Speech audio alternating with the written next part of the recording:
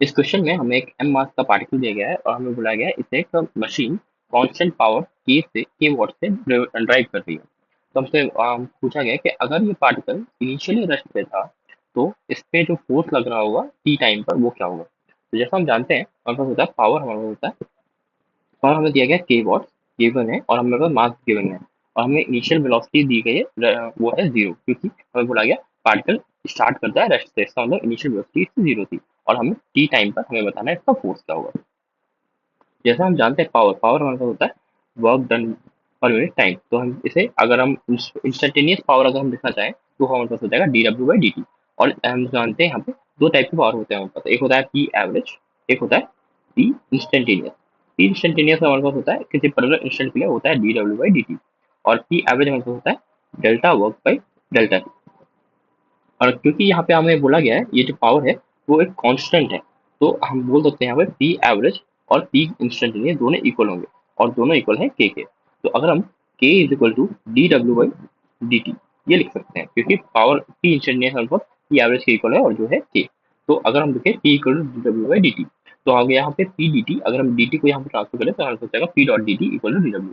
अगर हम दोनों तरफ इंटीग्रेट करें जीरो से टी टाइम्स के लिए हमारे पास जो वर्क आएगा D W integral D W is equal to हो जाएगा पी इंटू टी, क्योंकि डॉट डी टी का जब हम डिफरेंशिएशन सॉरी इंटीग्रेशन करेंगे तो हमारे पास आएगा T minus two that is T.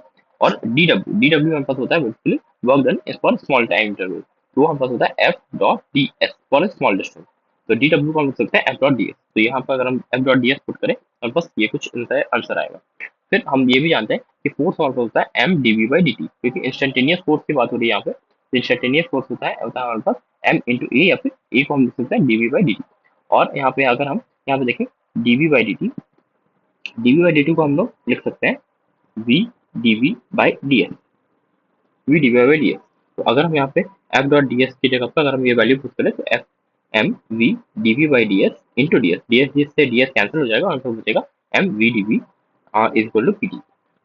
क्योंकि एम एक कॉन्स्टेंट है तो ये बाहर आ सकता है इंटीग्रल के, और वो जो वैल्यू आएगी m integral v d v equal to P t.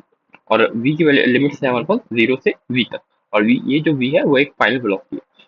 तो अगर हम यहाँ से इंटीग्रेट करें तो ये आ जाएगा m v square by two minus zero equal to P t. तो अगर हम v की वैल्यू निकालें तो आ जाएगा हमको two P T upon M की power whole power one by two.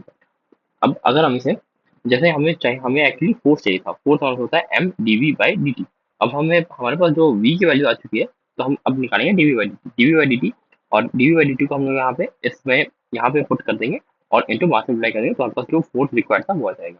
तो अगर हम d we by D t equation d we by D t अगर हम फाइंड करें तो हो जाएगा two by m, two by m, ये दोनों कॉन्स्टेंट है। सिमिलरली पी पावर हमारे पास कॉन्स्टेंट है तो आ जाएगा टू पी बाई एम की power one by two constant into t की पावर वन बाई टू का डिफरेंशिएशन। तो टी की पावर वन बाई टू का डिफरेंशिएशन आ जाएगा हमारे पास minus into one by two minus ये t into one by two t की पावर वन बाई टू का डिफरेंशिएशन हो जाएगा हमारे पास one by two into t की power minus one by to.